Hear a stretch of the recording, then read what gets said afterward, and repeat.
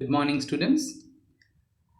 In this video, we are going to discuss about module number 5, a basic processing unit of the course Computer Organization and Architecture. So this module is going to describe about the fundamental concepts of basic processing units. In that, we are going to see about the register transfer, performing of an arithmetic and logical operations, and how the memory data is going to be get fetched for the operation, as well as how it's going to be get storing the data into the memory after the operation which is going to be performed by the processor. Along with that, we are going to see about an execution of an complete instruction, how an instruction is going to be get executed.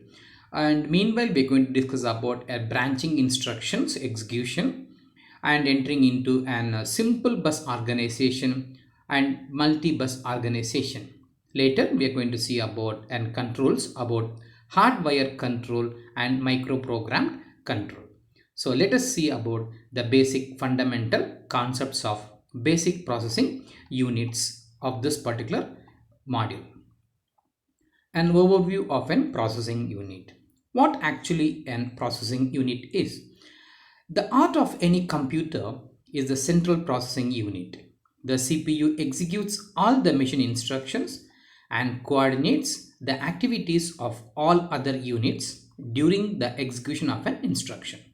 So this unit is called as instruction set processor, ISP, instruction set processor, which is going to do the coordination of all the activities of all other units and during the execution of an instruction, and it's going to be the main thing that is going to be called as instruction set processor.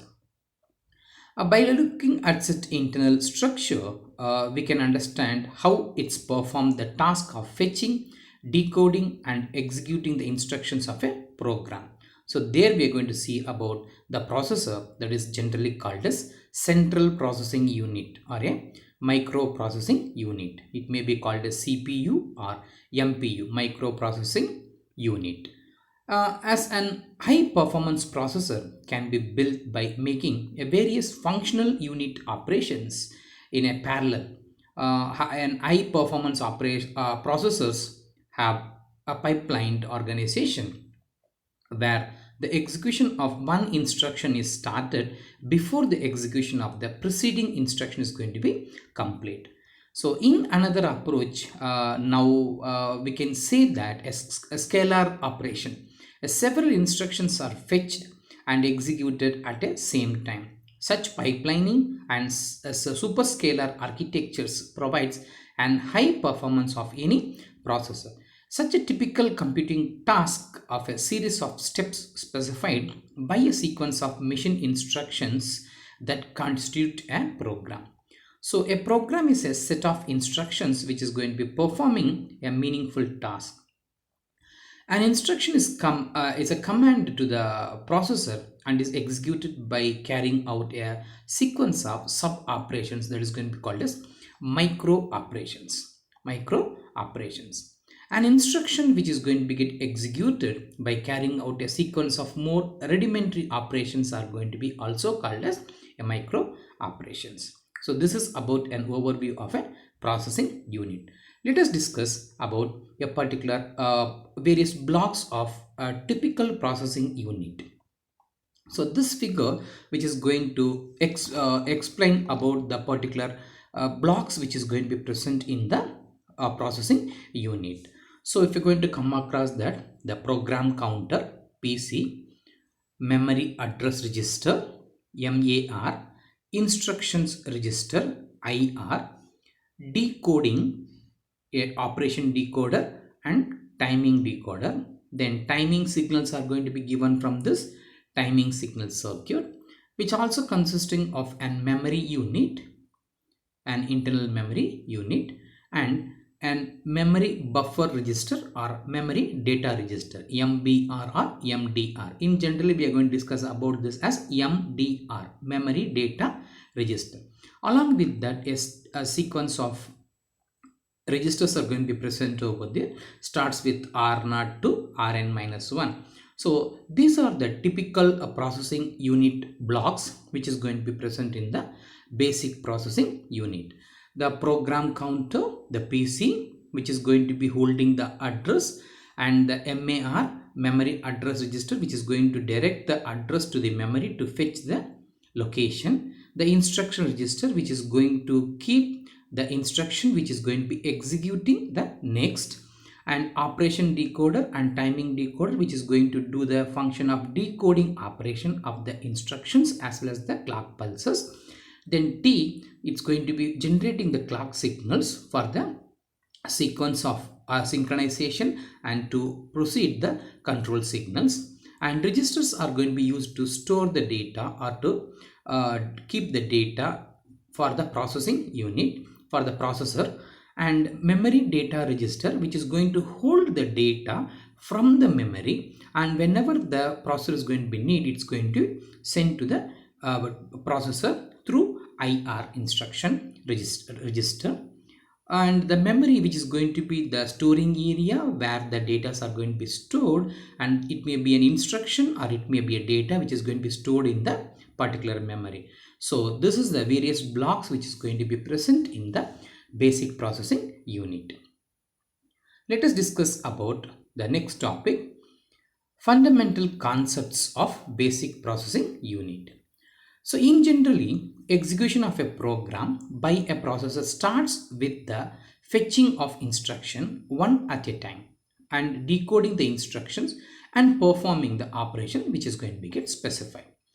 For a memory, instructions are fetched from successive locations until a branch or a jump instruction is going to be get encountered. So here the processor keeps tracks of the address of the memory location which containing the next instructions to be fetched using the program counter or instruction pointer, IP, instruction pointer. So after fetching an instruction, the content of the program counter are updated to point to the next instructions in the sequence to be get fetched. But when a branch instruction is going to be get executed, the program counter will be loaded with a different instruction. It may be a jump instruction or a branch address. So that is going to be the main difference between the branch instruction and the general instruction.